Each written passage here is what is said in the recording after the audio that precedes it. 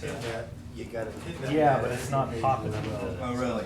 It's not popping up the thing. Alright. Oh, wait.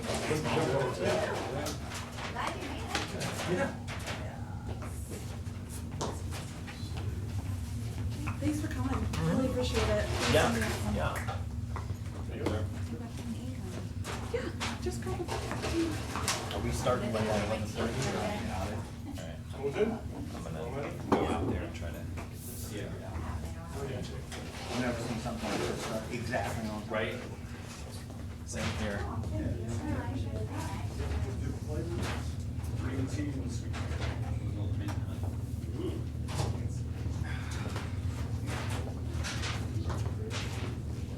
It was not the same obstacle that we were trying to figure out.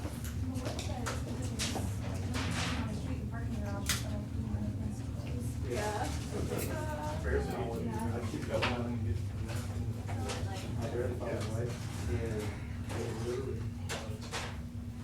One quarter inch. We almost parked the hydrant. Yeah. I just cooperated. Yeah.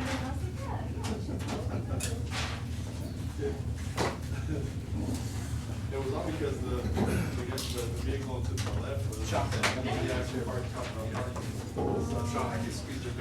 Shot. We want you to make sure that's it. Well, he didn't mess it down. No. Sean, how are you? You can answer that. Well, that's been, there was that Scott Gold. He's a Santo. He's no. Yeah, and then, SBS, they changed. How are you? I got connected with Ken, Carrie, and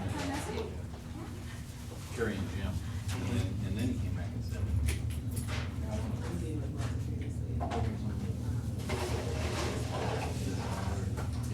Yeah, that's right.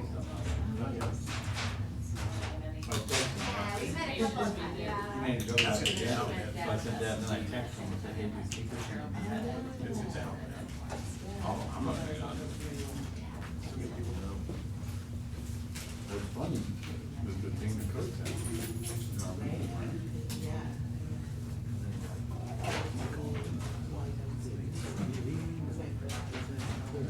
I'll take that part from you. Yeah, like, dude, I'm not sure. So I know some stuff I can't say. Roll, like, yeah.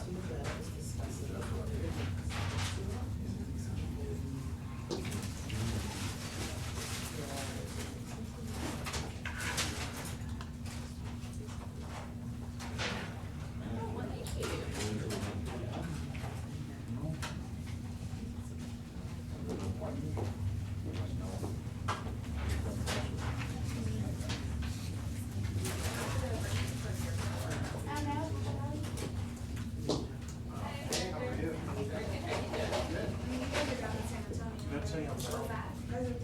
Yeah. Who Yeah. here fucking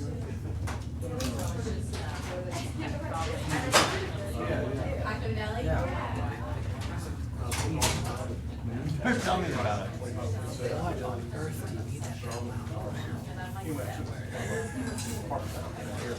So, are y'all still just the one space or you more than one now? Where are they? Well, the one that we have, I figured I was like, I'm just swag, and then, one of East Palmer Lane. Okay. So, you're on 35, so you're right on Palmer, about a mile. Okay. McAllen, that's me and Bill's house, you should be in there tomorrow. And then we have a facility. Oh, yeah. How's that been going? Very cool.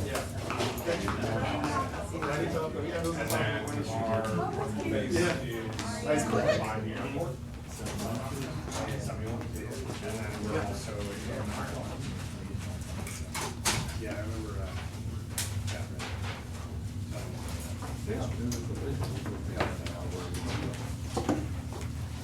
We'll get a chance to travel over there. Do we have our computers open or? Alton? Do we have our computers open or we're closing or? You're in the Capitol factory. You don't have your computer open, they probably need you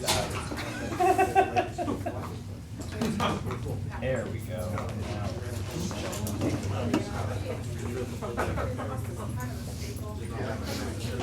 Oh my God. Did the hot sauce. Hardly I come. shouldn't have. Hey, how are you? What's that? Josh, nice to meet you.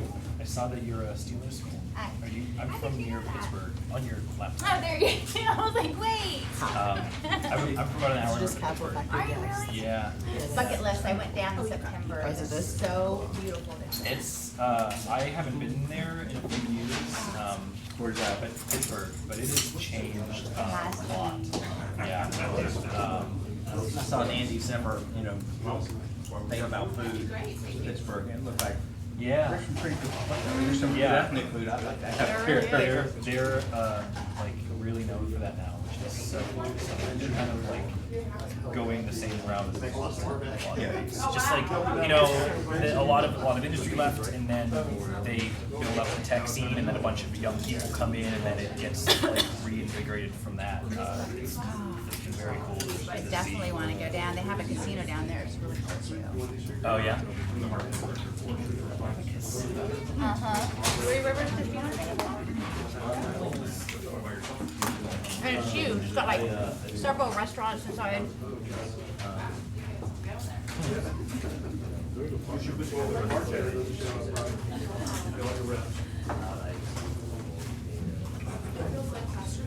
Hey, Susan. Hi there. Yeah, did that? How are you?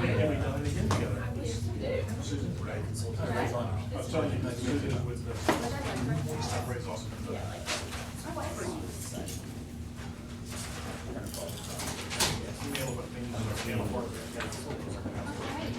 Well, we have it covered.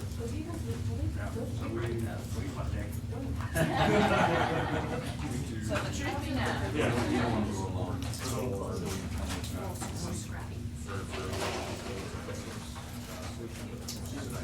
I left my card. The place where you guys went last week, is it similar style or is it different house? It was not so full. And they did, Was no, in- How are you? It's kind of like this, where it's like a big ship. Uh-huh. You walk over on this The structure where you have a lot of people that kind of sharing. They had another room Yeah. to this with a stage. And they had The parking here was solid. Yeah. And then No, all the parking, Robert. they talked about digitalization. Yeah. I had Digitalization of I ended up pulling on the left, and then like driving on the left side. And then you gotta get on the right when you go through. It's really Bizarre. Yeah. So I've been with them like this for years, but man, last night I finished, my project for Felicia, which is the line by line. What's up? Yeah. Yeah. Yeah, just. Come up, y'all brought the best food I've seen thus far, so I thought, because, we pick on you, did. Multiple line items. Can you say that again? You didn't come up front, we pick on you. Well, thank God I did it then. So, and then it just does a. Here, so it's, it just matches up to the numbers, just over 4 years, this is for both voices. Way spicy. It was super fresh. That's it for, but December one, yeah, I took her, with like a 300 word document. Or just like, so like 28 lines that has. Pretty, I'll do a couple of things too.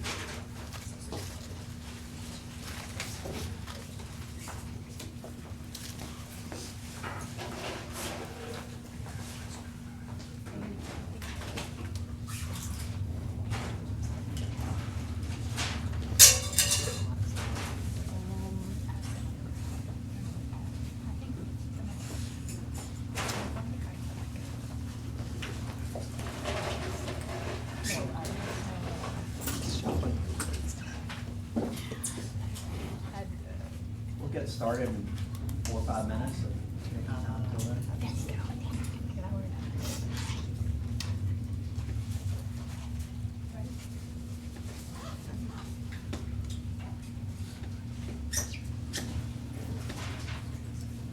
quick polling question. Are there any Patriots fans here? Always one. We'll let that go today. What's the line on the game, do you know? -3. -3.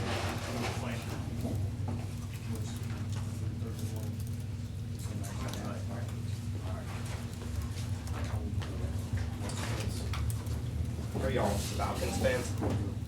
Or don't care? Yeah, I'm from back east, so when I was growing up, I'm Steelers fan. Steelers. We were almost there. Not that good, but Either that's the all right. Redskins or Labs. Oh, Those yeah. are your only options.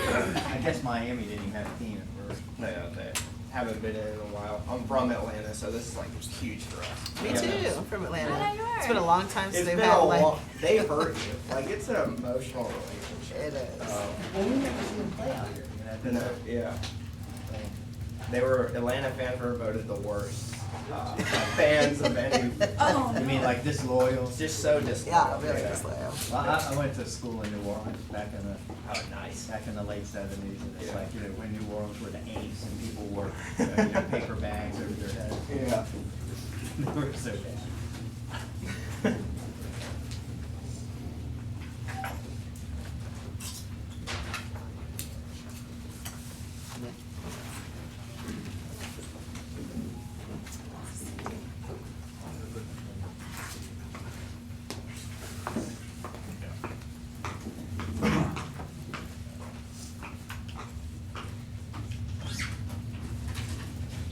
So just to get going, I'm Alton Martin, and I'm one of the co-founders at Trusource Labs. For those of you who don't know what we do technical support for complex products, particularly in the Internet of Things space. And just a quick polling question, how many people really enjoy calling your cable company? Like, you know you're gonna have to call Spectrum or Time Warner, and you're really looking forward to that experience because you know it's gonna be great. Nobody here likes that? I'd rather tweet it in. You'd rather tweet it in. I won't pick up the phone. Won't pick up the phone and call.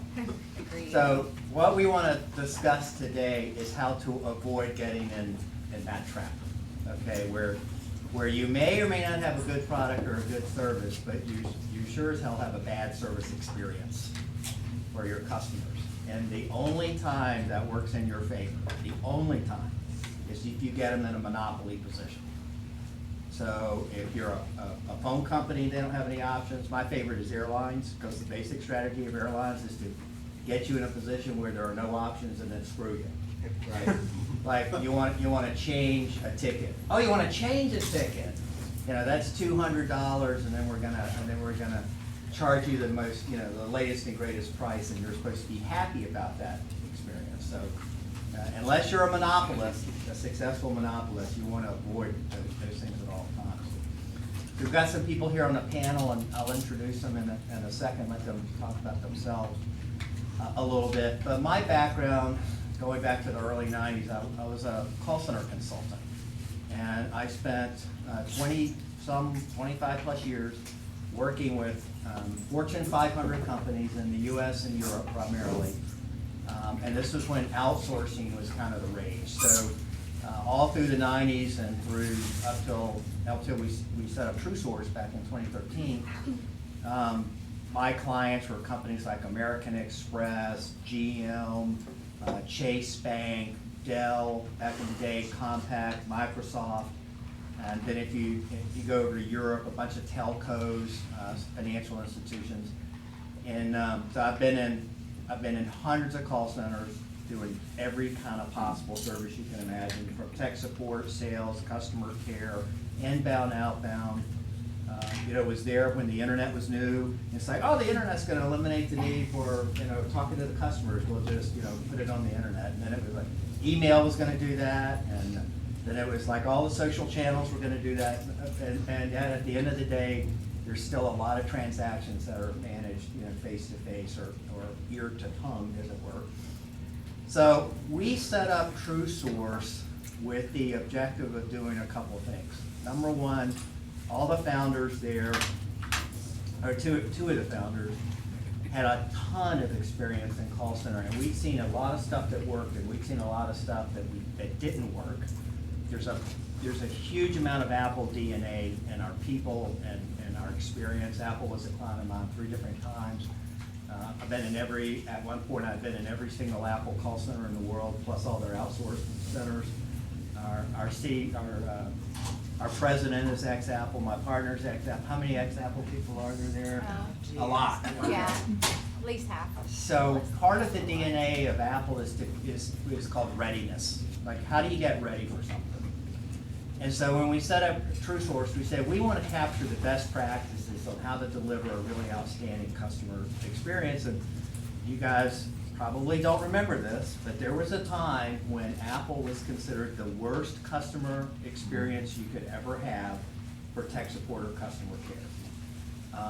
And I was consulting with them at a time when if you were a tier 1 agent and you escalated to tier 2, you basically had to go through a version of corporate hell, because the tier 2 agent would basically give you a lot of grief about why couldn't you handle this problem and why are you sending it to me and aren't you competent, and you would just listen to these calls and you go, shut up and take over the call, right? So we saw bad things and then we saw the good things, because Apple came out of it and is now like the highest ranked. So we wanted to take those best practices, not only the experience, but more importantly, how do you get information back to your engineering teams so they can build a better service or a better product? Because having a great service experience, Steve Jobs looked at it and he said, you know what? The fact that you exist means my product failed. So he viewed it as a tax on the business, because if the products weren't built right, or the service experience wasn't right, the customers were gonna call or email or get in touch with you in some way, and he considered that a tax on the business. So we want to discuss, how do you avoid that situation entirely? Josh, I'll let you introduce yourself and some background there. Yeah, Josh Gilliland. So I work now as a product manager for a company called Aceable here in town. We are an education technology company and we work in required education. So right now we've got products for defensive driving and driver's ed, where you can learn on your phone or on your computer. And then we're going to soon be going into real estate as well. So working to help people get their real estate license or re-up their certification. Before this, I was at Dropbox, where I worked really closely with TSL. So at that point, I was on the customer experience team back when it was called User Ops.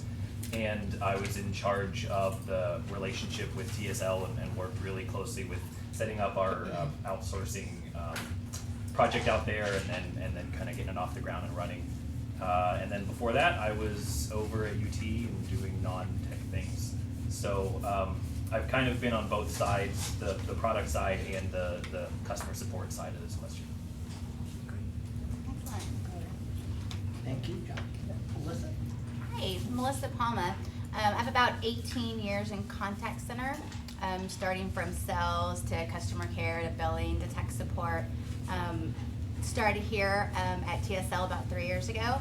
I do the director of client success right now and help implement new clients.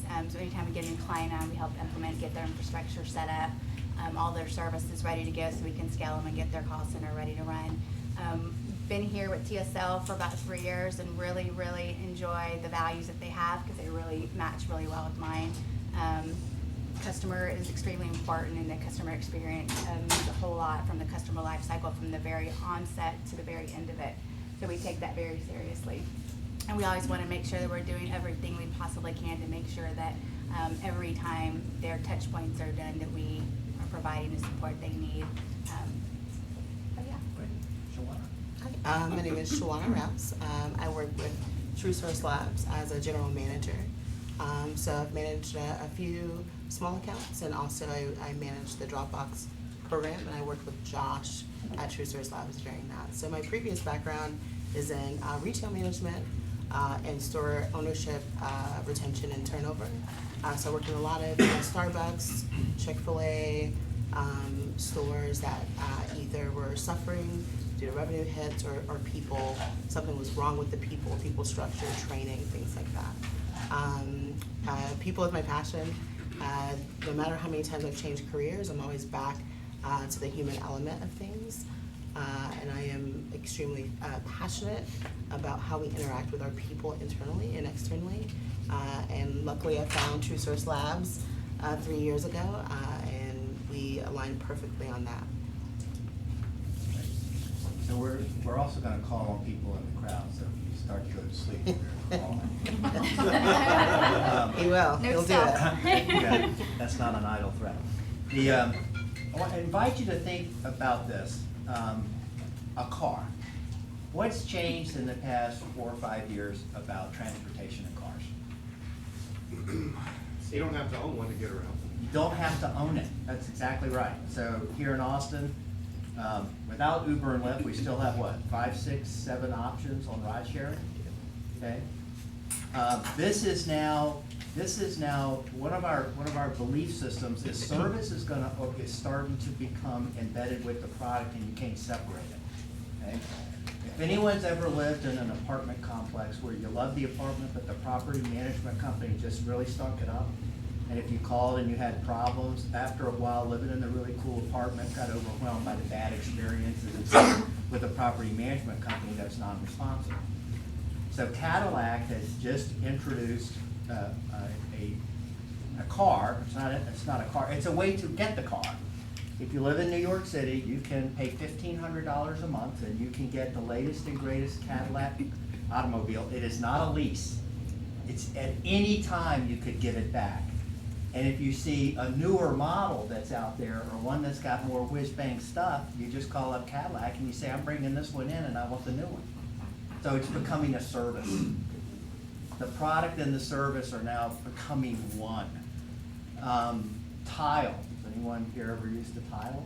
You know, the location of the finding thing? Okay. That's becoming a service. So today you buy a tile and you own it, and it doesn't have an ability to replace the battery. Okay.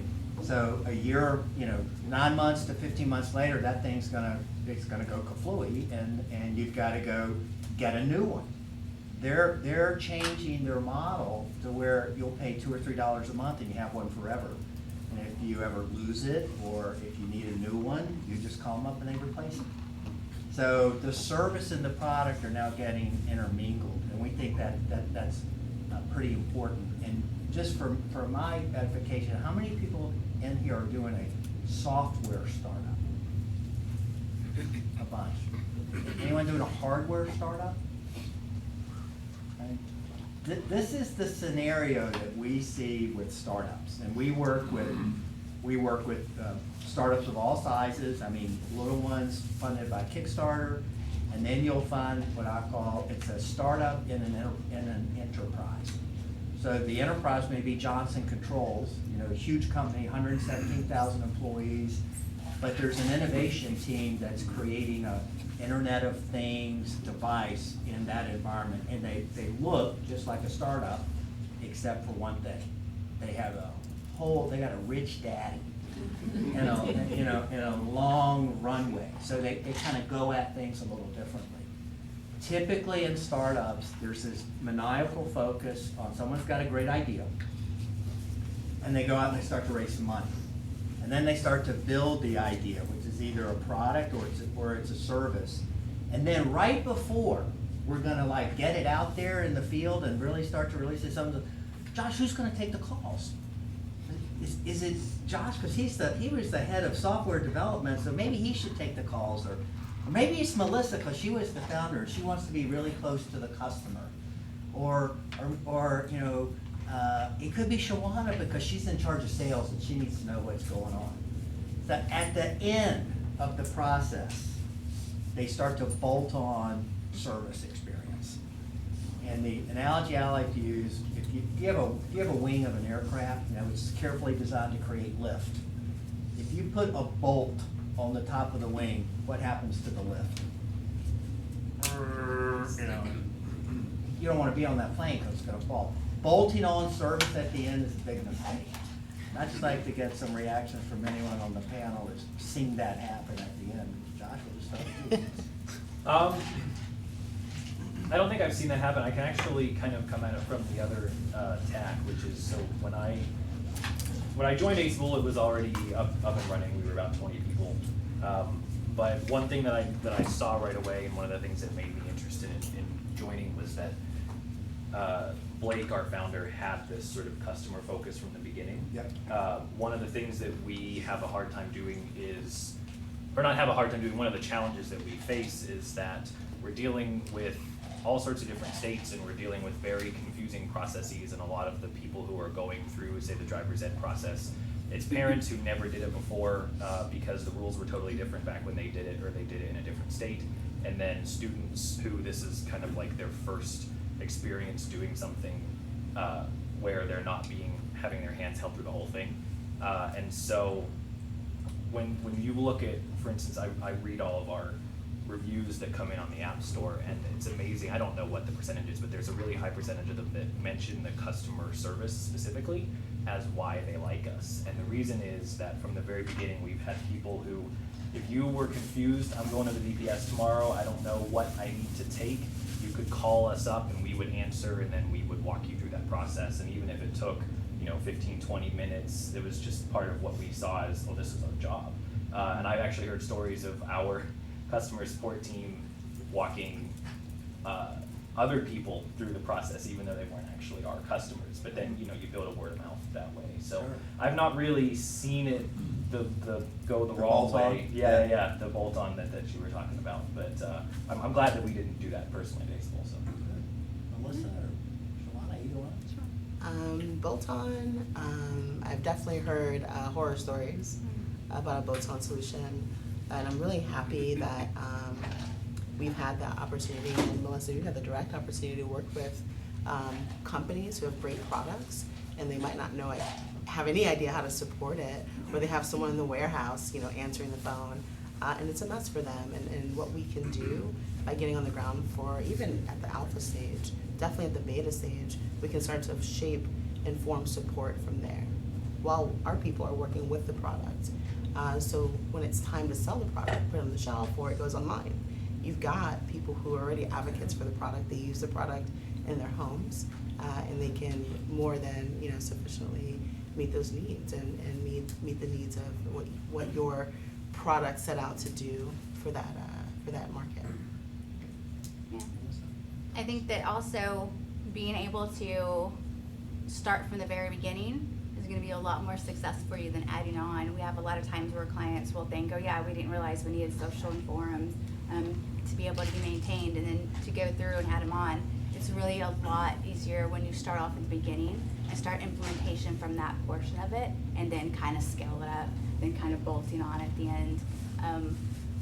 It makes it a lot more difficult, makes it a lot harder of a transition. Any thoughts, anyone in the crowd? See, you're from, so you're Yeah. off the hook. But the Patriot fan needs to.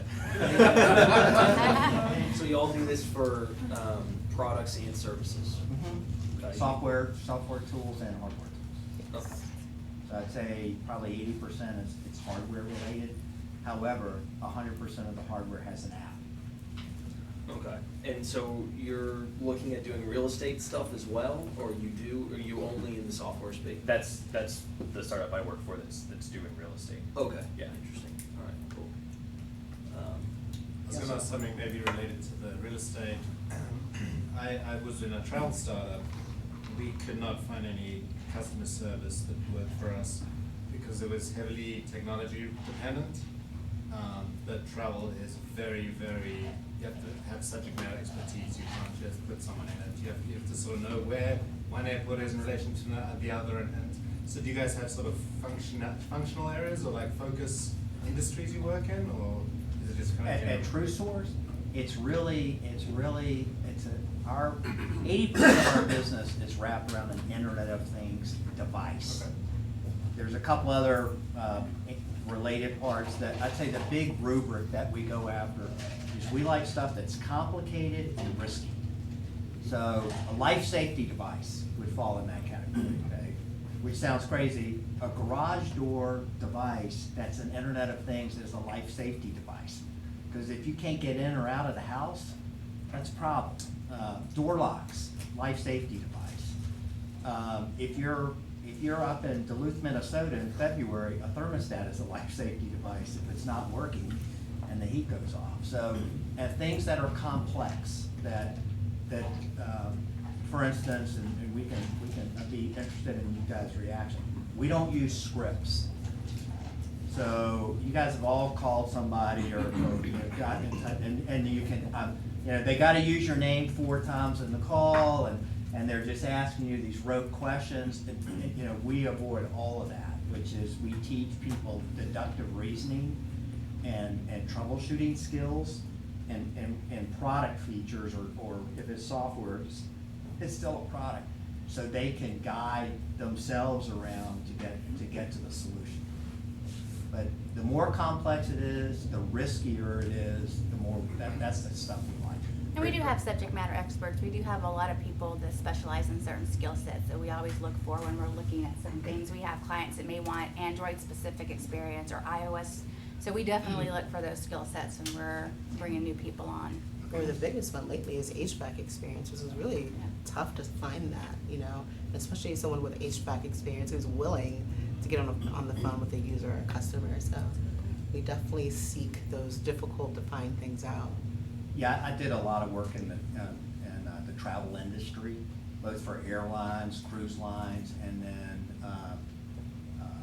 basically it was, remember Capital One's got this thing where you turn in your credit card points and you can buy flights. And there is something about travel. Travel's pretty specific.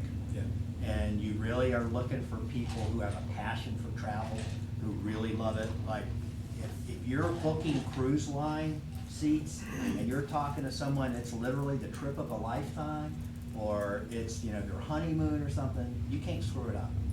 Well, we just, it was too technical for travel agents, and it was too travel specific for technical people, and so we ended up having to kind of do this complicated branching with 2 different. I can see that. Any thoughts from the crowd? I have Any a other- question. I'm gonna ask, where do you guys see the CX focus shifting over the next 5 years?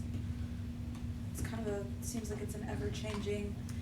I think it's gonna be where a lot more customer focused. It's gonna be, they're gonna be more empowered. They're gonna be a lot more educated about it. They're gonna want quick results right away, right? It's that whole instant gratification thing. So I see us going that direction to where everything's gonna be focused on that, and making sure that that experience continues. Yeah, I think if we're smart about it, we do focus on educating our users and more toward that because we've got a new class of people who are using the product, and even power users. You know, and I imagine, you know, when I have kids and how even more intelligent they will be over what I know today.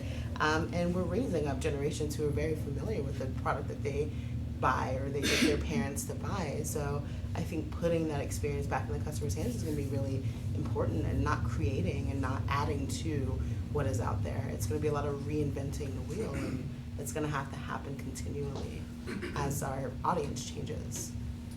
And I feel like a lot of industries, like a Time Warner, Spectrum, has been stuck in this stale, this is the support we provide you, you're going to pay me a service, and this is just what you get. And I think the expectations are higher. Like you said, you get on Twitter now because you expect a higher level of support. You don't want to call someone on the phone. So we just have to meet that demand. I also think that with the actual data analytics that we're doing across all the different channels, we are going to be a lot more proactive than we are reactive. I think right now customer service is more reactive. When you have a customer experience, you're more proactive. You know what they want, and you're going after what you're seeing, where they're going and where they're shopping and kind of what their habits are. So you're being able to customize more. So you're going to be able to do a lot more of that 2 to 3 years down the road. Yeah, on the product side, you know, we really try as much as we can to upstream the types of questions that are coming in and take care of them in the product and do it in a way that is proactive, but where we can utilize software to our advantage. So we know certain things about the customer because of the activity that they've taken in our app or things that they've told us about themselves, and then we can use that to sort of try to meet people at the right spot. And it's a cost-saving measure because you can stop that phone call from coming in. but then it's actually better for the customer if you do it right. And I've seen people who try to do that and they're not really doing it in order to help the customer, they're doing it to try to cut down on costs. And it's not really the right way to go about it, but you can actually, if you are providing timely self-help and doing it right there in the product or on your website or however it is, it's gonna be a better experience for the customer, because then they can get their answer quickly, they can figure it out on their own time. Maybe they're somewhere like on the bus or something where they don't wanna have to make a phone call right now, but they can figure it out. And then the other thing you're doing is saving the customer support folks and their time for the really hard edge cases that aren't typically solved as quickly, and then they can really spend a lot of time helping those folks, and they don't feel rushed to, I gotta hurry up and get off this call so that I can help the next person who's coming in. So I think that's a big direction that I've seen a lot of people trying to go in. Yeah, I see two things. Number one, I think the biggest impact on tech support and customer care in the past 5 years has been social media. Which is, if you're unhappy now, you can get a pretty big audience pretty quickly, and you can shame people into doing the right thing. I have a multitude of personal experiences doing that, and we see it all the time. Public shaming does work, and companies will try to get that off, out of the visible as fast as they can. I think that's gonna accelerate. And self-help tools are gonna become more and more important. As I mentioned, in the Internet of Things space, every one of these pieces of hardware has a phone app. And to me, it's really surprising how few of these phone apps can you access help or support through the app itself. So they're asking the customer to leave the application and then call or email or initiate a chat session through another tool, and the first 1 minute of that is completely non-value add activities, because it's who are you, and how do I get in touch with you, and what release are you on, and what kind of devices, and all of which is embedded in the app itself. So if I can access support through the app, whether it's an online tool on a desktop or a notebook or through a phone app, I'm pushing all that information to the support agent automatically. I'm pre-populating a bunch of stuff that they need to know, but isn't value add to solving the problem. It's like I do need that, but it's not helping me get anywhere closer as an agent. And to your point, agents would much rather work on stuff that's hard than stuff that's easy. It's just more fun. Yeah, and kind of following up on that, another reason to really start this stuff very early is that, and that experience that Alton just described, a lot of times the reason that that's happening is because people in these companies are thinking in terms of their own org structure. So the app is built by a product team, the support is run by your customer service team, and they don't really interact very well. And one thing that I try very hard to constantly remind myself of is to think of it in terms of how the customer is actually experiencing it. They don't see that I'm interacting with one team's product when I'm on my phone, and I'm interacting with another team's product or service when I'm calling somebody. It's all that particular company. And the later you start thinking in terms of that, the easier it is to just fall into the mental model is exactly whatever your org structure is, and then you kind of force that onto the customer, which isn't a good experience for them. So I have a question. So you're referencing IoT a lot and self-service. So how are those things changing the world of the agent? So as people are looking to solve their own problems, either through peer-to-peer or through forums, their own research, how's the world for the agent changing? So I think how it changes is they get to take care of the harder stuff. If the self-help there is a lot easier for the customer to come through and walk through, then they can take on the calls that we want to take on, the ones that are going to make the product better, the ones that are going to fix any bugs that are kind of out there. So I think then them being able to have the better self-service and working through those is going to make the agent have a little bit more of a, I guess, a better time to be able to figure out what the hard parts are, or like I said, with the bugs and different things like that.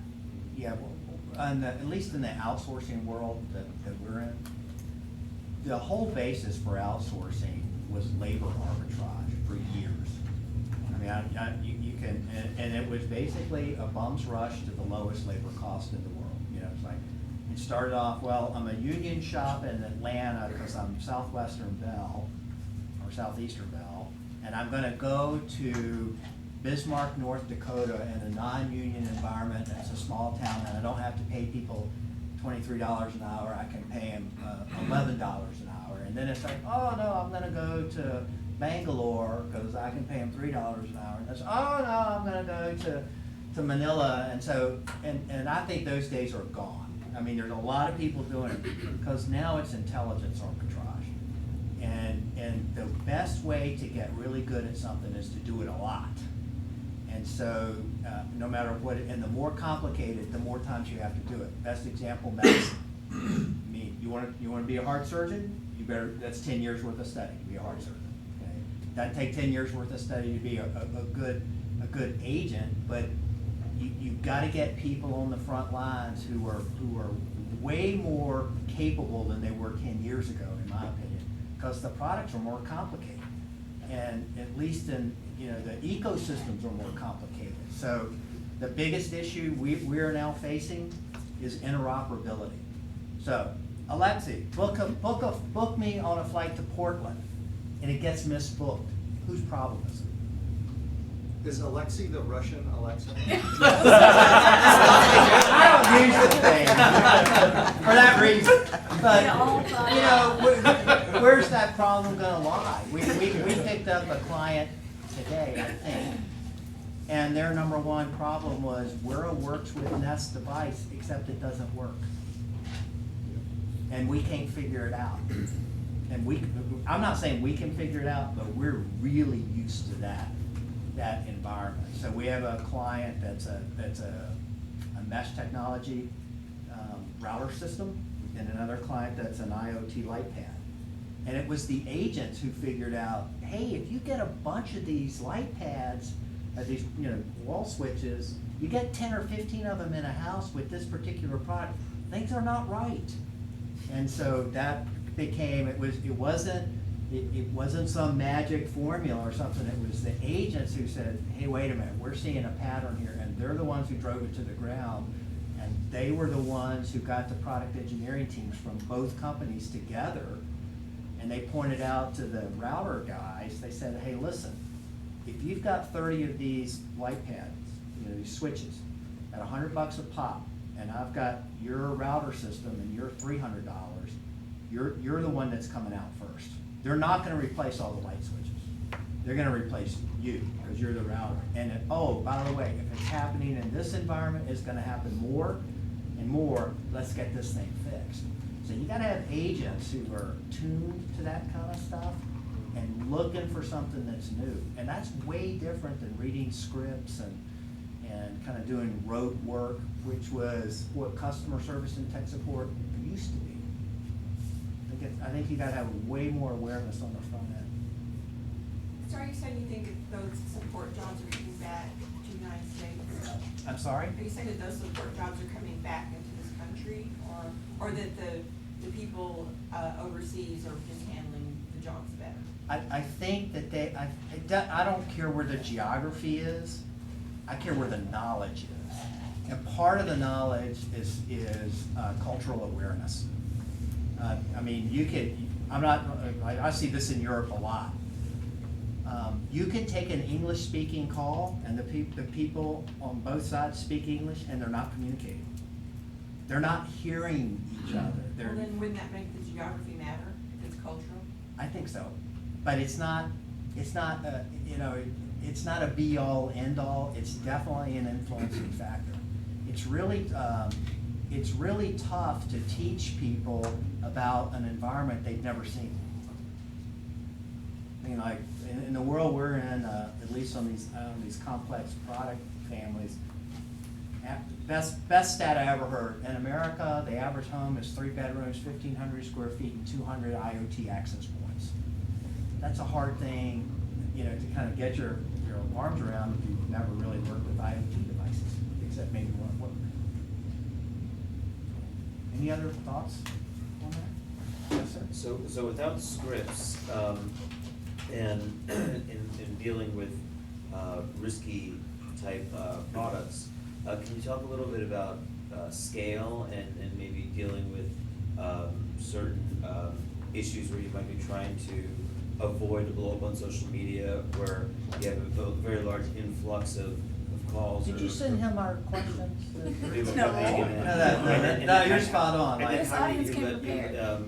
you work with like having enough SNEs there and without the scripts and then scaling that? Yeah, I mean, I think, again, a lot of that is really making sure that there's a really strong feedback loop between your customer support and your product at the beginning, when you're still small and you have time to knock out as much low-hanging fruit as possible and upstream it either to your product or to your help center, so that way, before you get really big, the stuff that's coming in is much more of those edge cases. You've cut down a lot of the volume, and at that point you can afford to pay for better agents who then you can just trust, and you've got to trust them. You've got to make sure that you've got a really good process in place so that you're hiring people who have the skills that you need and the knowledge that you need, and there's going to be an iteration there. I remember when we were setting up the Dropbox team out at TSL, it was about a month into it, and we realized, I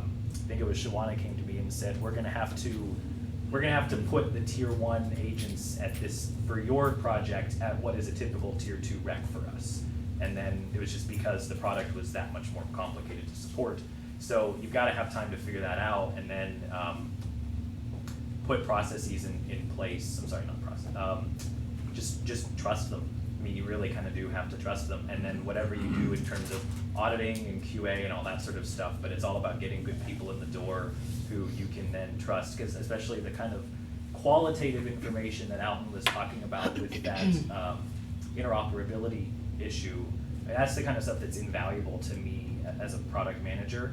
Stats are great, and I love to be able to say that such and such went down, but stats aren't going to tell me what to measure in the first place, or where a problem might be. For that, I need somebody who's smart enough to talk to a customer and really figure it out, and then say, hey, I've been noticing this thing, here's what we might need to do about it. Shawana? Yeah, I mean, you can have all the mechanisms in place on the back end. You can have a great QA team, you can have a great analyst force, you can have a lot of things to support what you're already doing. But I've definitely seen or experienced over the phone where I could feel the call or the interaction was very process heavy, which means that they had a lot of mechanisms on the back end to make sure that someone was saying exactly what they were going to say, but they didn't spend time making sure this was the right person for me to talk to about my product. And I think that's what we're saying. Get the right people in who use the product that you're selling, and have them support your people, because they're the best people, not someone, necessarily who's been doing technical support for 15 years. I'd rather have someone who knows that class of products in front of users. Melissa, any thoughts on that? I think also, not only having the right people, but having the right processes. I think sometimes walking through your customers' footsteps and seeing exactly what their journey is, and then going back, and if there's any gaps or anything that needs to be fixed, or if there's process that maybe doesn't really work, just going through those processes and see what they kind of have to go through, and figure out where it can be better defined or better streamlined, so that when they're walking through their experience, it's more streamlined and easier to get through. But I think that's really important, is making sure you have the right processes as well as the right people in place. There is a role for scripts. The role is legal and safety. So I'll give you an example. There's you guys have all called someplace and you bought something and they say, I have to read you the statement. And I mean, that's a legal compliance thing. That's where scripts are fine.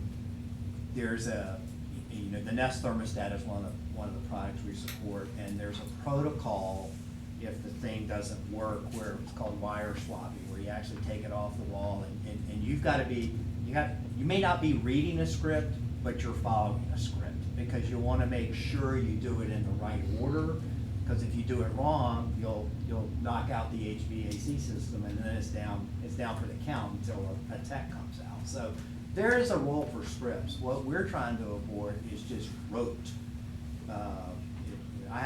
Me personally, I had a terrible experience. I've got internet TV, and the third weekend it goes out, and I call, and this kid was just damn determined to tell me 3 times on the call, if the tech came out and they found out there was no problem, I was going to be charged $250, and by the time he said it third time, I said, don't say that, don't go there anymore. Let's just get this thing going. So there's a place for scripts. Jess, any other questions? Yeah, I actually have another question. Kind of talked about moving towards self-help, and you kind of mentioned a little bit about this, like growing this age group of people, and like myself, a millennial, very much into finding the answer by myself and calling only as a last resort if I have to.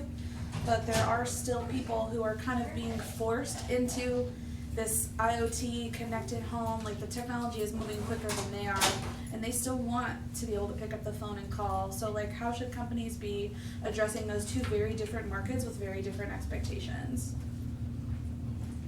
Just curious. Amazon does a really good thing with this, and if y'all are, one book I would highly recommend, which is where I heard about this, it's called The Effortless Experience, which is all about trying to make your customers exert as little effort as possible in solving their issues. So one thing that Amazon will do is you go onto their website, you say, here's the problem that I'm having, and then they will recommend a channel.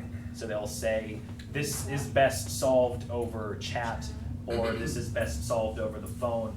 They'll recommend a channel which is based on their experience of the most effective way to solve the issue for the customer, but then you have those other options. So if I'm somebody who just hates chat or just really is confused by all this technology and doesn't know what to do, and I need someone to hold my hand through it, then that's a really good option where I can say, you know what, I still want to get that phone call. And then with Amazon, the other thing they do is really great is then you can just say, call me, and then they'll call you, so you're not waiting on hold. But I think that's a really good way to do it. I also think that you should be able to market to everybody. You're not going to always have someone who's going to want to email or someone who's going to want to call. They may want to chat. A specific client that I have only does inbound email and chat. But what if people want to pick up the phone and call? There should be an option for everybody. I should be able to contact how I want to do my contact. It shouldn't be based on what the company says. I should be driving that, and those are options that they should be able to have: phone, chat, email. However I want to reach out to them, I should be able to have that option to do that. I think we've got some pieces of the way support looks now, and we've been doing this customer support thing for a while, and those pieces that work, and there's a blanket solution for everybody that works for some people, doesn't really work for everyone, but really to target what you're saying, the generations who are coming up and buying their own things. I for one would rather find the answer myself, because I like to think that I'm smart enough to find the answer myself. But then, do we think about how do we provide the answer? Is a list of 4 questions on my public knowledge base okay? Like, what's sufficient for me? And I think that's what we're thinking about now. What works and what tools are out there to guide a user who really would avoid contacting us through finding the right answer? Because a lot of times the answer is there. They just are not, it's not in a place where someone would look naturally. So how can I guide someone through this experience without them having to pick up a phone? And it's lovely that we get to work with tools that might have been for another purpose, but we might get to repurpose them for use with this new generation of users that's coming up.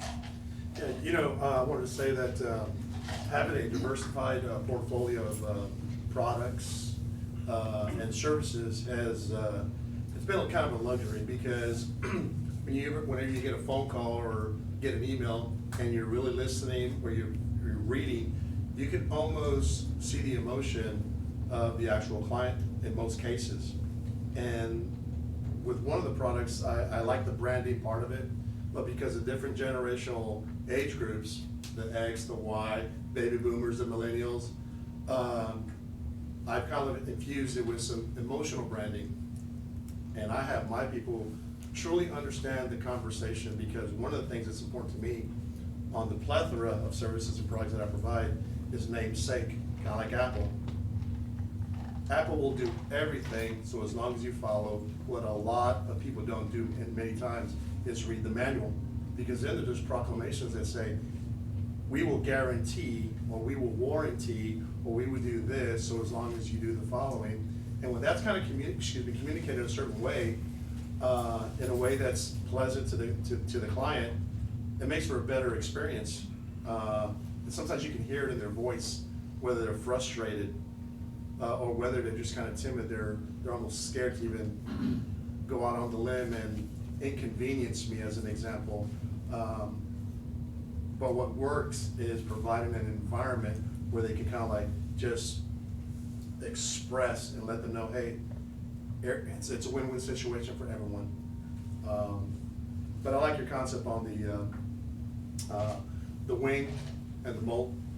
I'm a corporate pilot for one of my companies, and I know the effects of that whole lift. It's not good.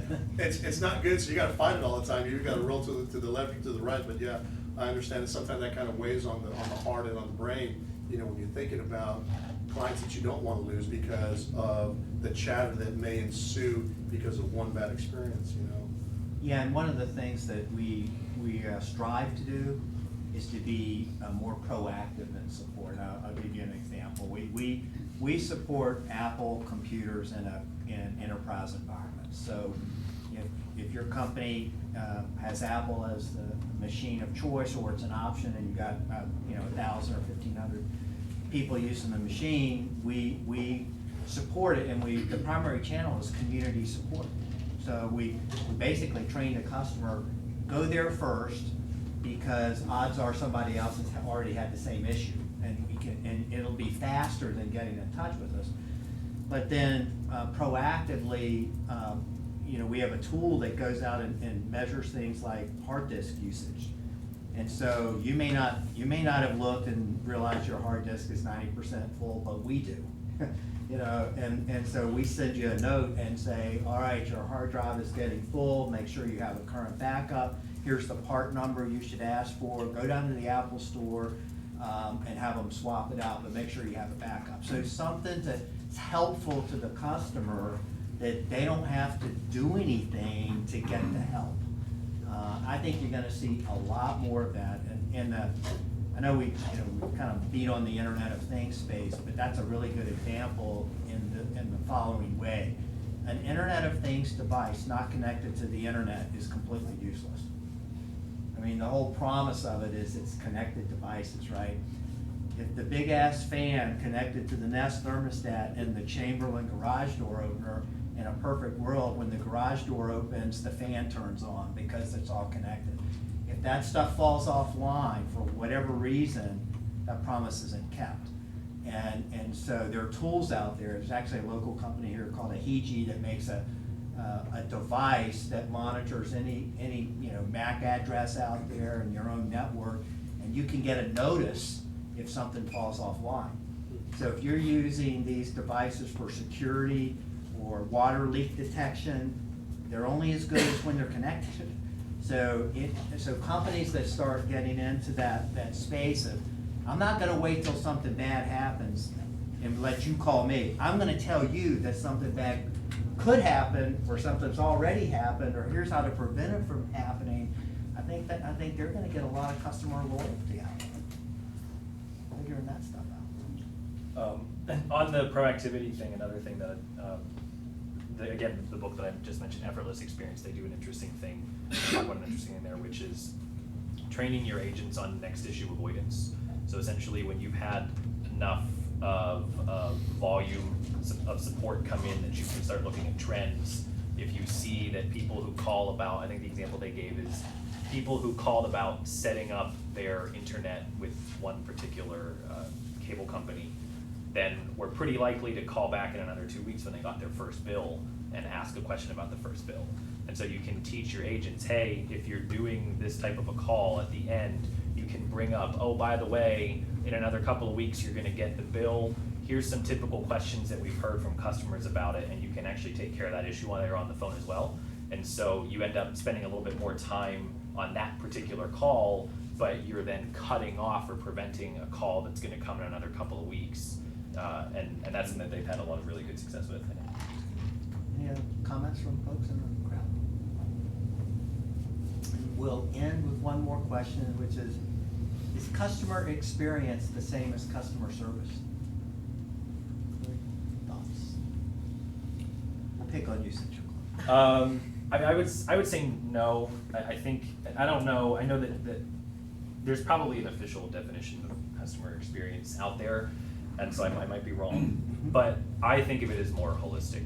So, you know, customer services, I have a problem, I'm contacting the company and talking to a person, either over the phone or chat or email or whatever. Customer experiences, if they're interacting with my company in any way, you know, and again, thinking from the customer's perspective, whether I'm using the app or whether I'm talking to somebody or whether I'm on the website, from my perspective as a customer, this is all one face. And so viewing it in terms of that holistically, whatever we can do to make the customer's experience better and have less friction, and that can involve upstreaming issues and getting them out in front of them in advance. It can involve all sorts of different things on the product side, on the website side, on the support side. Yeah, I agree. Customer service is one instance, right? And customer experience is all the instances that they have throughout their life cycle. So it does play a part of it, but it's a lot more elaborate when you look at the customer experience. Every touch point that you have with that customer, you want to make sure that they have getting the best customer service they can. So all that experience is what ends up being the life cycle of them. That's what's bringing up the loyalty. If they have a good customer experience, they're going to continue to be loyal. If you're bringing value to them, they're going to continue to be your loyal customer. If they see value in what you provide, they're going to continue to be your customer, and that's the kind of experience that breeds that engagement, that customer loyalty. Any thoughts? I think saying customer experience really brings into action those pieces of the customer journey. Like, what is the path? You know, Josh, what are they going through when they contact you guys? Thinking ahead and being proactive about what they're going to experience or how to answer things that might come up at a later date, or to me, a part of the experience, where customer service feels very transactional in terms in how we act. And when we have customer experience teams or companies who provide customer service, you almost separate those when you talk about them, because customer service is really a small piece of the journey. Can you talk a little bit about like the measurability of it? Because I know that, you know, you've got CSATs and you've got NPS, and those can, you know, help you keep a pulse on the way that your customers feel about maybe that particular interaction. But that doesn't necessarily speak to, like, you know, your customer focus as a whole. Like, what kind of things do you think that people who are starting out should look for?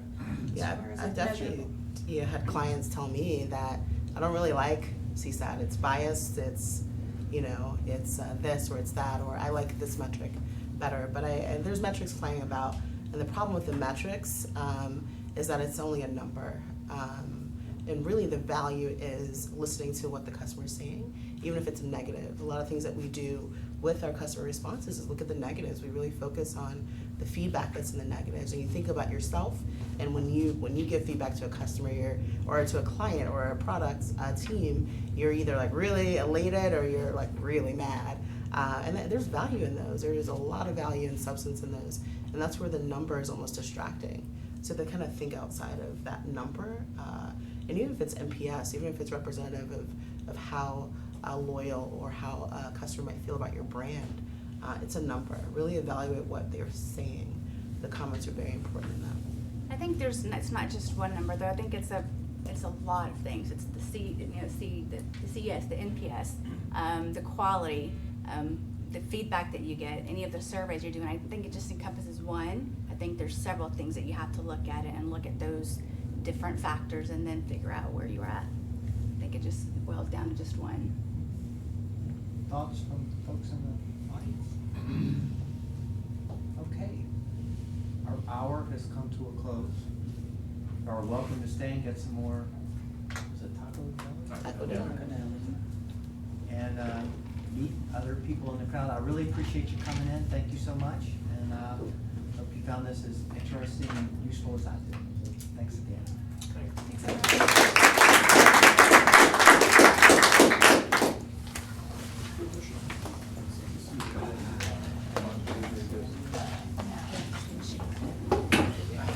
Thank you for coming. Alton. I could. Oh, was it?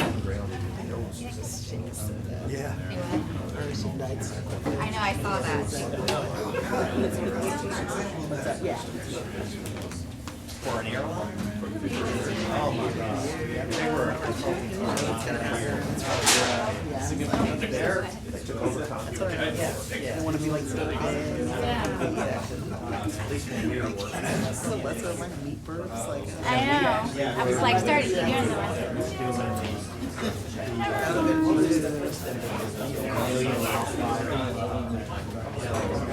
And American is laughing. No, it was their pretty much their highest card. So how have things been? Well, yeah, it's like They're all similar.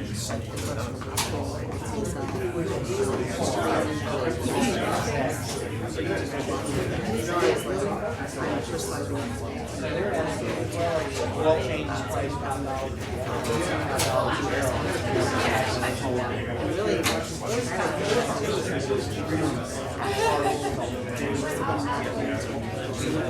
What's the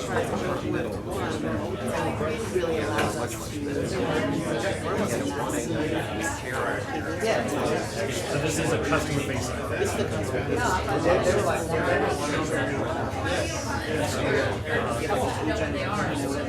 Okay, what's the thing about this is more,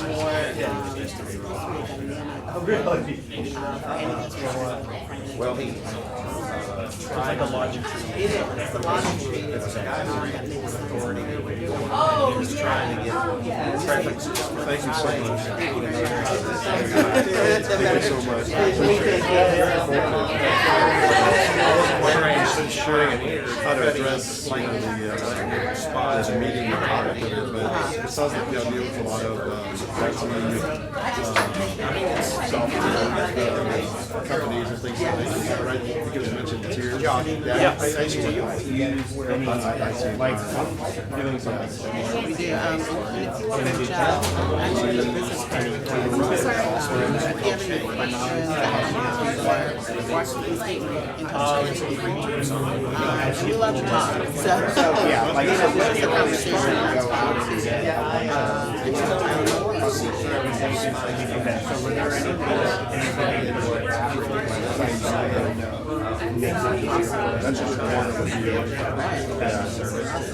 yeah, so are you looking for, you're trying to get feedback, or you're trying to put information out in front of the customer? So I was mostly just like the more and I guess kind of narrowing it down to be like say our average just very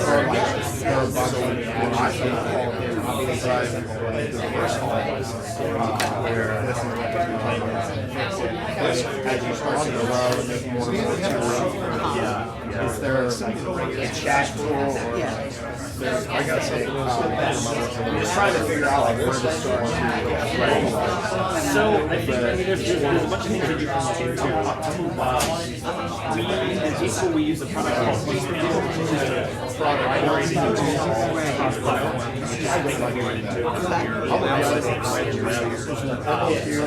It's got its ups and downs, things that I'll let you move and what the platform means, but and it's event based. So essentially, you tell your app these are the events I care about. When the user does X, Y, or Z, send some information back to our channel, put some event properties on it, and also define your certain event properties. So you can use that potentially as a way to try to measure. If you can tie it in to something, whatever your score tool is, there might be a way that you can say, okay, I see that people are calling about issue X after they have a particular. So that's one thing that you can do. If that's a little bit too difficult, and the interoperability is what's really hard there, you know, I mean, qualitative, especially early on, qualitative feedback shows a lot of people tend to really want day-to-day data, and you don't know what to measure until you have a chance to talk to them.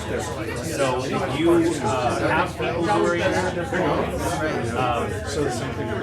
you can even just train one of them on, hey, you get issue X, Y, or Z. Here's some things I want you to follow up. I want you to ask some of these questions. Try to help us out give this project and say come back to me in a week or whatever and tell me what you learned so that you can try to get better at what's causing that and what sort of a thing you can do to prevent it. And then you can either do a product fix or if there's a known workaround and you have some sort of a library that you know used to message customers. There's a few of those. Mixpanel does that. We've also been, there's one called Pendo that I've been looking at. They're not cross-platform yet, but anything that you can do to provide information to the user in the product contextually. So this is now a time and place where they're receptive to hearing it, and if you can learn that what that time and place is either qualitatively or through some sort of analytics, you can then pop up a thing in front of them that says, hey, you know, so with user onboarding, that's the real right now, where I don't tell you the whole app at the beginning. You don't log in and then I say, hey, here's everything we do. I wait until you go to the menu and then you go to that section and then I say, hey, this is your first time in this section. Here's the things that we can do. So it's about waiting until the user's in context where they're going to be receptive to that information. And Mixpanel allows you to do that too. Well, Mixpanel does do that, so there's a bunch of things that do that. Pendo does that. I would look into, you know, look at Pendo and then just look at other types of, you know, product. There's a bunch of libraries out there that they're whole the other thing models. is, of course, having to B2B, we give you a library, you install it, we let you do some things. Anything really. You don't have to build this. Here's the deal. I would just look into those. But you know, the first thing really is just try to. You've got to invest some time in trying to figure out what is the problem to begin with and what's the best solution, which could be analytics, it could be qualitative. Yeah, because I was like, I didn't even know which way to approach it. Like I was starting out the gates and we had 3 or 4 customers going in. That's kind of attacking it before it even goes. And make sure that you're using some sort of a, whatever your customer support tool is. Are you guys doing just calls or you're still figuring that out? So we have email and calls right now. What tool do you use? We literally just like put it on our website and it's like a contact us. And then is it coming into like Gmail? It goes into mine. Okay, so look into like Zendesk, Desk.com, some sort of a tool. If you're doing phone chat and email, look into something that's omni-channel. You might add phone later. The advantage of something like that is you can categorize the issues that are coming in.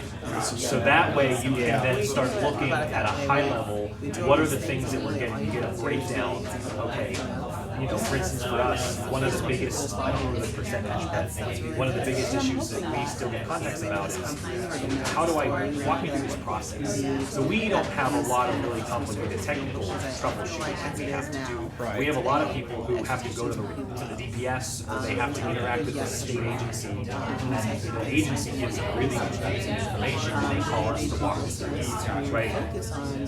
We can look at the data and say, okay, X% of our calls are about the process. Okay, now we try to go upstream and put it into the product, and then we look and measure and we say, okay, have we driven that percentage yet? So Zendesk gives you that. Zendesk would let you do that, Desk.com would let you do that. There's a bunch out there. Salesforce would let you do that. There's a whole bunch of different things. So just look around a little bit. There's a website called Trust Radius, which is kind of like Gartner, but they're more user serve feedback based. So you go there, you search for Zendesk, and then they're going to show all the other competitors, and they'll show ratings from businesses that are using those products and applications to start. But the earlier you do that, that quantitative information will help you figure out where to attack. Do you mind if I email you later? Sure. I forgot my card, but I can give you my email address if you want. What's your name, by the way? It's Jonathan. Jonathan? Nice to meet you. Nice to meet you too. I have Mike's card. But, yeah, so one of the things I've been looking at Aceable for a while. I like what you're doing. Awesome. I'm just stumbled into and then we're focusing on like college sports right now. Okay. And trying to create like a crowdsourcing, like students can create their own games through inputting their own information and sharing it with others in their class. So we're still really early on, building out the MVP. Okay. But I'm trying to just kind of get ahead of it. So we're going to launch it. Crowdsourcing. Have you heard of Quizlet? Yes. I actually use it at Aceable. Okay. So Quizlet, open source, but so Quizlet, basically you can create your own flashcards and share it with others. Right. So we took that format and then added a couple components to it to make the questions more detailed out. And then you can plug that into the game shells that we built. So we have like different type of game shells that you can plug that information into. So we're trying to get it to where first the students are going to, because it provides feedback, which is the biggest thing. They're playing it, engaged, and receiving feedback. And then from there, we want to create competition among the students. Having a single information. And so like Aceable, you see them everywhere. Like the whole game, It doesn't matter. They're just wanting immediate gratification. Drivers, that is But the question that you brought up, who cares about going to polished information. I do. Let me give you my email address. Just so I have a way to write it down. I apologize, I forgot my card. Then the product and services that my house is going to provide, I'm just that reason. I'm just establish a long-term relationship. Cheryl. You know? So, the thing is that Okay. Josh, J-O-S-H, and then just Leslie to the at conversation. aceable.com. Josh, Yep, and that's They may be listening to you, but their minds. and I'll just text you my email. I can see that. Yeah, perfect. Awesome. Nice meeting you, John. Appreciate it. Yeah, good luck. How you going? Kyle, nice to meet you.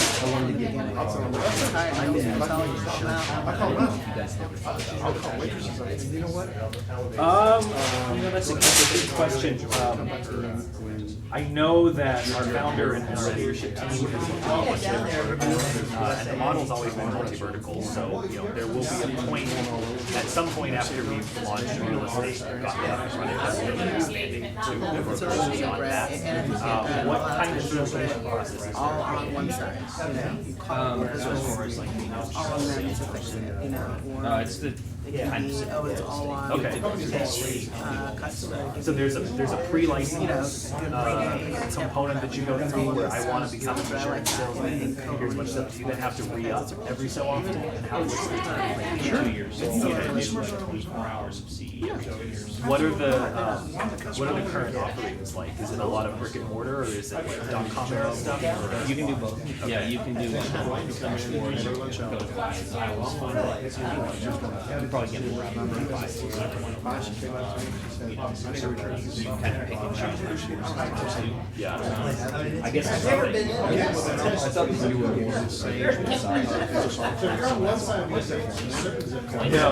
No. So we're required education. So basically, our whole model is you want to do something in your life, and you have to pass this course to do it. And right now, your options are brick and mortar that you don't want to waste your time on, or a terrible website. And leverage the knowledge you have from other verticals and then offer a better experience. So, You're trying to push me to price. Do I really? Yeah, I will definitely. The whole claim You going back now? It's a really hands-on process. We are. Have safe trip. Yeah. Okay, cool, thank you. Thanks, Sean. Very nice meeting you. Really enjoyed it. Hope I get to meet you. I think we exchanged business cards. Yeah, wait, no, I didn't. I don't think they did. Did you also come from Apple? I did, yeah, I was in Apple retail. Take care, Sean. Very nice Who meeting did you. who did you work for? I worked for Tucson, I worked for, Kitty Yeah. She's here in, No, unfortunately, that's not the the Burger King store. for the retail division, which is mainly like an interoperability Okay, thing. yeah. Like, so I have to talk to the 5 different companies that we're playing. Beautiful, Yeah. that's All awesome. the retail business teams that operate inside of the retail store. Yeah, I have a good friend who worked on that team in Tucson. Is her name? Will Navarro. He's at TSL now, yeah. Yeah. You still talk to him? I do, yeah, he's at TSL with us now. But if you do talk to him, Okay, I will. Thank you so much. Yeah, Great job. Thank you. You want to help with that? That's more, it sounds more like. Dr. Rostillo, Thank you so much. Yes, absolutely. Nice to meet you. Great. Absolutely. Talk soon. Okay, thank you. Get to meet you. That's what I say. Yes. Hi, Rachel. Yeah. Allison, thanks for. Yeah. Thank you so much. Nice to meet you, Melissa. Very good, very good. I liked it. I think it's an awesome idea. Yeah. I'm in the, yeah, sorry about that. We're gonna forgive you about that. Yeah. I'm Kyle. Shauna, very nice Nice to meet you. Yeah, I'm in the property and casualty insurance and risk management space. And there is a lot of heavy lifting, whether it's event of a claim, getting information from the customer. There's probably like 19 different angles when it comes to the customer experience. So I'm trying to think of everything that has to do with the customer experience. It's a lot. It is a lot. And this is a cool thing. And I don't know if it doesn't sound like you guys have ever even thought about getting into the insurance space, but. Yeah, we have, because actually one of my clients is one of the biggest Oh, ever out there. is it Gallagher or? No, USAA. Okay, USA. All right, very cool. Yeah. Yeah, so we work with them a lot, so there's a lot to do, there's a lot to consider. Yeah, really, we're not, right? We touch it all. Y'all have cars? Oh, Yes, I do. I'd love to, Yeah, it's pretty much if it's difficult, we'll do it. Yeah, we do the contracts, but we also do a lot of stuff, we do a lot of outbound stuff for USAA and following up on different clients and different projects, so. Okay, cool. Yeah, we would, so I'm based out of Austin. We have 2 offices in Houston and we have 1 in Chicago. We have 1 in Chicago. Although I office right next to the founder and CEO of our company. We've been around for about a year and a half and we're an agency. So USAA, they definitely have an agency side. They're also a broker. Oh, yeah. So it would be cool to set something up with you and see, what the opportunities would be. Absolutely. If there's anything, that would be, We can bring you on site, take a look at the center, and kind of, show you, we have a lab, we can kind of show your products, and, you can definitely talk about it and see where your guys' pain points are, and what you can do with that, and kind of go from there. what's the, is it expensive? I mean, obviously it's probably. We usually, we do have a model where we have a spark boat, and what it is a lot of new clients who can't afford to go have that 15, 20, 35, 50 seat call center. You can come on with 2 agents, 2 dedicated agents, and start with a small group, and then when you guys scale up, then we can get you out there and build up the team a little more. So we do have a pricing model that will kind of help with that,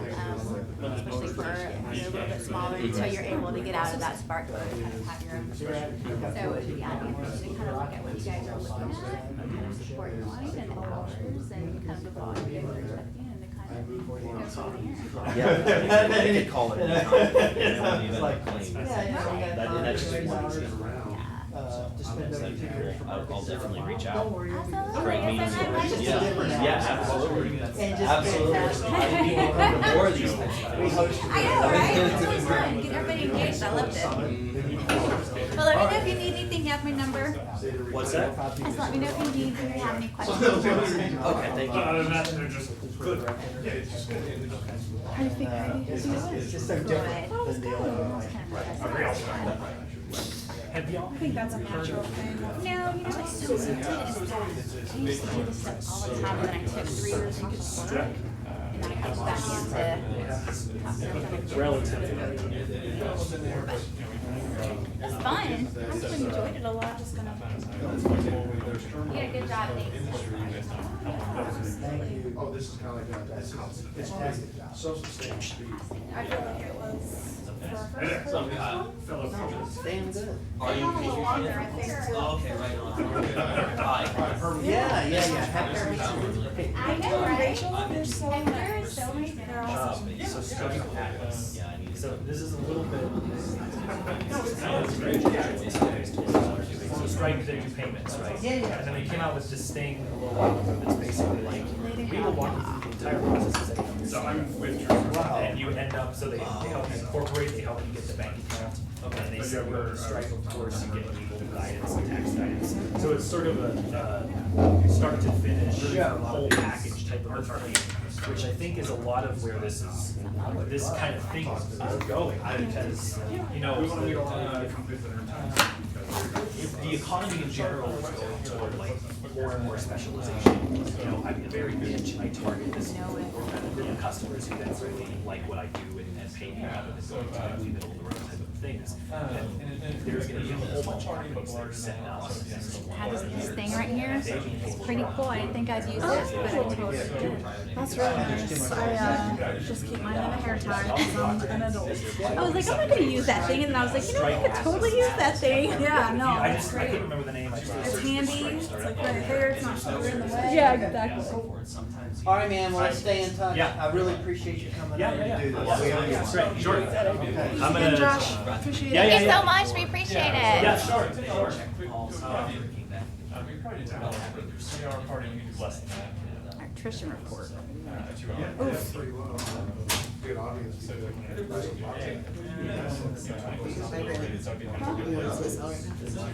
when you meet Alton Martin.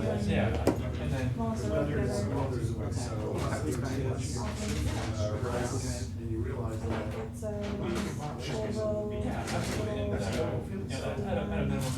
Volvo. Yeah, you probably should get your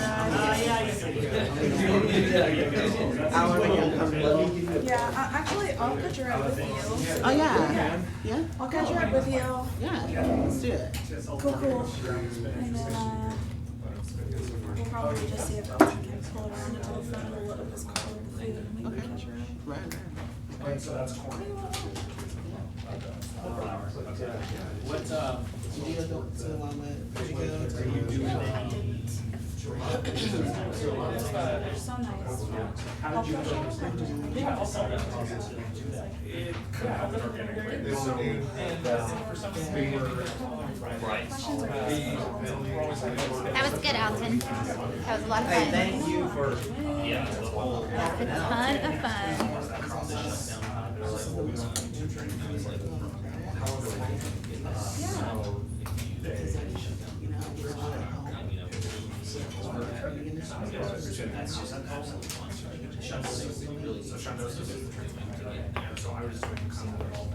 Yeah, I got you. I'm lucky that I've always been pretty lucky that I have no qualms. I have really issues with groups or like crowds, and I can talk to black people, people, like, I just don't know. This is so weird. It's been terrible for me. That's my anxiety. like I was so well into giving a speech for my school graduation that I ran for class president. I know. Yeah, I'm glad to help. I think we had a pretty successful first shot. Back with the salt mine? Yep. Carolina, Carolina spices on track. Oh, really? Synthetics rolling. Awesome. We're spending some time getting those. Good. So, I mean, if you're liking this, there's. Yeah, you did great. By the way, you did really good. Really good. So that was. Yeah, so. Yeah. I think he's leaving.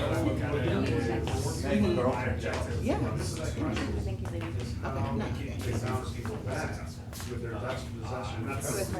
For me, it was all this training, because So we're the gonna guys start. don't have procedure laws. So we're gonna give you a great round. It's like a training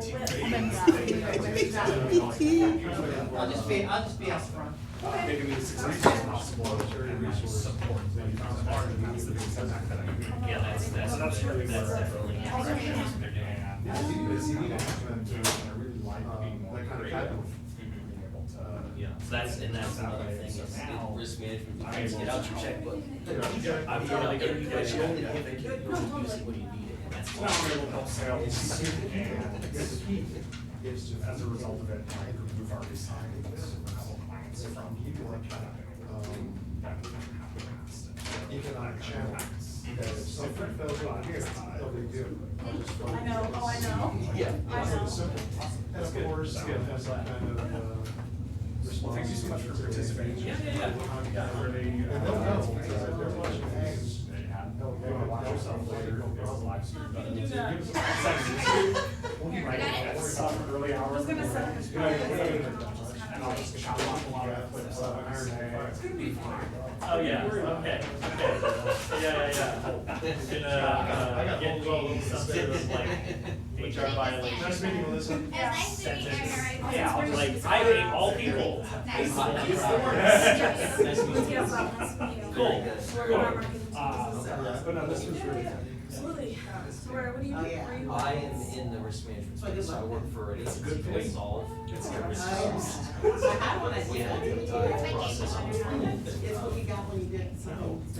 Similar process. So we made Travis Thomas lead the motion. Give me one of those. Another one that's still in the bubble. So I told that design, it's the best thing ever. Send me two, because Marcella's able now. So she's like one too. Yeah, I gave one to, Some other stuff like that. Have you ever heard of it? Yeah, we need it. Yes. Yeah, yes. Yes. Yeah. I have, we actually turned it back up too. Oh, yeah. How'd you We were this close. No, Valley? Oh, Bubble is. trying to send you that So one. now it's Something like. big like this, Very cool, Yeah. very cool. Yeah. Told you. What do you do? What is This is our the, first time here, so. I love the one you showed here already. These are the best ways of. well, no, Oh, I love it. I know that. First time for. Yeah, let's try that in email or something, probably. Yeah, ballroom. Well, it wasn't live. It wasn't. Yeah, well, I had to go like, oh, It wasn't- here back then. Yeah, you know, Come out, I enjoy the conversation. Yeah, absolutely, I appreciate Well, that's something it. It's on 183, Okay, when you agree. and, Yeah. Well, thanks so much, yeah, it's just great to meet you. Yeah, and he's great. Okay. Where is he? We got Siri. Okay. Yeah. That's another group that we ought to probably, yeah, absolutely. Do you You just never know what they can use this kind of, talent to help So, them not discuss really and support related, but, being sort of Every state has- admin slash help center. And admin headquarter for of critical internal events. Alright, I mean, we Yeah, there we is. don't have a rec for that right now, we might not be hiring yeah, for that, 12, but, yeah, wait, 12. Okay. Yeah, right there. if they're considering. Yes. Yes, Yes. is that one? That one. That's like Del Valley's like right behind me, all that stuff. Exactly, because near there used to be this race track. Yes. the- No, it's- that's yeah. not it, there's a very distinct possibility. No, it's formula, no. Oh, no, no, There's another one? The little one in the corner. Okay, so 183 and 12, right? Yes. I mean, that Yes. is old. You're right. No, you're right. I totally remember that now. Absolutely. That used to be there. It used to be really Yeah. cool. It used to be, when I used to live at the Air Force Yeah. Base. What's that nation? Yeah, never raised that. Alright, y'all, I'm gonna head out. You go out there and there's really good This is your stuff. charger? Yeah, check them out. I'm great. But, well, great. What's the pleasure? This, I've had this for a few years. Obama Capital Factory. In case, I don't know. I basically buy like whatever the wire cutter tells me to buy. And I think it's Sell rubber swag. Yeah. Swag, swag, swag. They have everything now, but I think it went around. Do you think you could,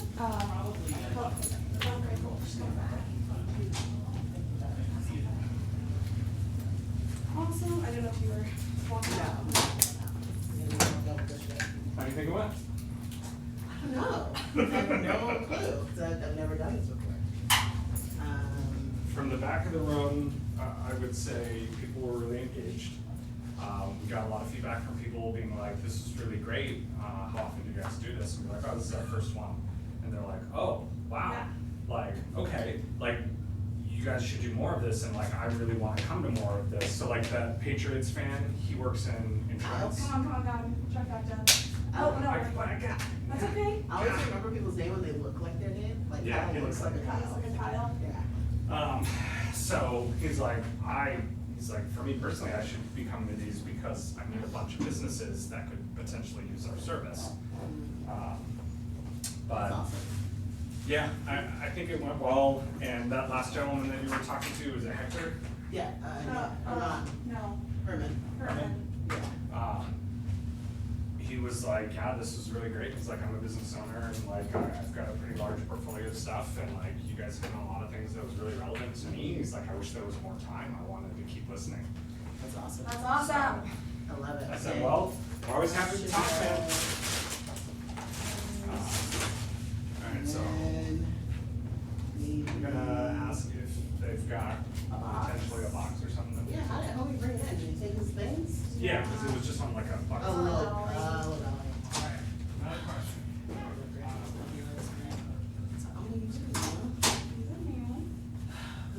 This is really cool. Yeah, the space. I would love to create a great training environment. I think we're gonna get there. I think so too. I think it was like really good to get this out of the way so that like we can take it back and now Alton can take it back and he can evangelize for this kind of. I like this. I can't wait to get a real pet shot, you know? Yeah. I'm really excited. This is really cool. The Castle Factory works with Asana. I'm only That's what gonna. we need to do. We need to be like a local business with Asana because Asana promotes their users so hard. These smart sheet do no shit. Girl, I'm paying for this on myself because I want to show them the benefit. Really? Yeah, I upgraded our team, the pressure management team. Oh, that's awesome. I'm just paying it because it's so worth it. Is it? Yeah, Is it? like because they teach you about the product. This is why we chose Paycom because they'll come and teach how to use it. Like That's awesome. they're gonna be on site all week next week, the whole week. I'm trying to let this guy get me down. I'm really trying, girl. I'm really trying, but like it's like he doesn't care. This is like huge. And like, if he wasn't involved, it would have been done. That's the problem. It would have been done 8 a.m. on Monday. And I'm sorry we have to go to that meeting on Thursday, but I need to know what's going to get. Oh, well, yeah. But I want to like, Yeah. Got so touch just a base? commitment, you know? They don't want some? They're checking. I really appreciate the show. Yeah, I think this went well. I think so too. Yeah, so I think hour and a half next time. Hi, Hey there. Tyler. Hey. How did it go? Very well. I don't know. It was awesome. Yeah? I Yeah. think so. Yeah. Great. Y'all should use the space as much as Yeah. Yeah, so we're Space. talking about making it a regular thing. Doing some recurring kind of events. Okay, great. Yeah, we would love to have you guys here. Yeah. You guys have any questions for me while I'm here? No particularly. Now, who did you say, what was her name again? The lady? Rashan. Rashan. Yeah, She'll be Rashan. kind of taking over your. Yeah, you can still email me and then I'll just I'll shoot it to Rashan's way for just events at Capital Factory. Yeah, what I'll do is I'll email you later on today, and then if you could just reply back with maybe her contact info. Yeah. That way we can just kind of bridge that gap and then. We need. Mhm. Yeah, I'll loop her in. I'll be like, Yeah. hey, this is the group, and I'll give her the protocol what we talked about. and Cool. that. Yeah, because we'll likely want to do this at least once a quarter, if not more, based on other things. But Okay. I think it would be great. Yeah, it would be great, and then I would probably get in the books as far as like the space, because we're so booked out all Yeah. the time. Yeah. But typically for these type of events, though, I think they're good as long as they're not like after 5. It just gets really bad. Yeah. Or, I think the lunch kind of time slot is nice. I liked it. I liked Me too. it. And I think it was probably nice for people to break up their day too. Yeah. So. Yeah. So. Yeah, usually just after 5, you have to book like 6 months in advance. Because we're usually just Jeez. booked out. Yeah. And if people cancel, they'll cancel a week before, so Correct, it's just so too much, that's- like not even enough time. To actually utilize it. Yeah. Mhm. So yeah, just FYI, and then, Awesome. are y'all good on everything? Yeah, I'm always checking to see if there's a box that can be constructed for us to pile some of this in to get it out easier, but Okay. Otherwise, We do have a dolly, Yep. Oh, okay. so you can bring that through the freight elevator into the parking garage, and then just bring the dolly back up, if you guys can't find one. Cool. So I was just asking Molly, like, if Yeah. that doesn't work out. Yeah, she offered that if she couldn't find it, so. Great. Great, well, thank you so much, Paul. Yeah, thank you. Bye. Have a good one. You too. That's cool, I'm glad that people enjoy that. Yeah. So. That's what I really wanted, us to talk to message.io, because that's like the next level. Is what? Message.io, Yeah. that's so beautiful. I know Roger sent me an email, was like, what do you think about this? That's all it said, no punctuation. I don't know what it is. It allows you to use their platform, it's pretty much open source, for whatever. To notify your users, to support your users, whatever you want to, or whatever you want to do with it, it gives you that message platform to work with. But it's cool, because I know Roger's always talking about, what can we do with SMS, what can we do with SMS? Alton's always talking about what can we do with mobile. It's a perfect platform. I actually preferred when when TSL used that, the iMessage messaging client. It was actually better than like HipChat. As far as responsiveness. It would be really nice to be able to do everything in your iMessage app. Or you pick the option. I mean, there are people who absolutely do not want to, but Right. For an agent, what's the difference between like an iMessage and a chat? Not really much. No. Yeah, you're seeing a lot of companies do support through Facebook Messenger. I like that too. It can get tough if people don't have Facebook and don't want Facebook. Right. Yeah, but I do have, I have Facebook just for signing into things and. Yeah, so I was thinking about that for Wonder, I don't know else. I'm just thinking about Alton City down there. I just don't know if we should. You used to be able to set up relay to your phone number with Facebook Messenger. I remember it being a while ago. Any luck? Yeah, see, I figured the phone will just sit back for 10 seconds. I'm like, was this Do we wanna borrow the dolly? Yes. Let's just do yeah, the I LA. think so. One shot. There you Don't go. pretend to be. I'll see the same notification, so. This is why I don't want him to keep waiting down there like, Yeah. what the hell? It's taking us so fucking long. Definitely do that. What's my option, Christian? Is she bringing you in here? She's grabbing it. I was like, I'm gonna get this on the liver books.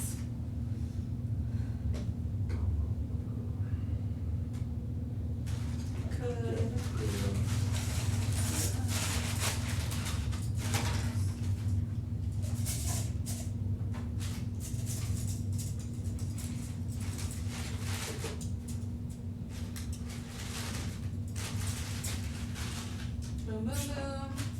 Stay away, Blue.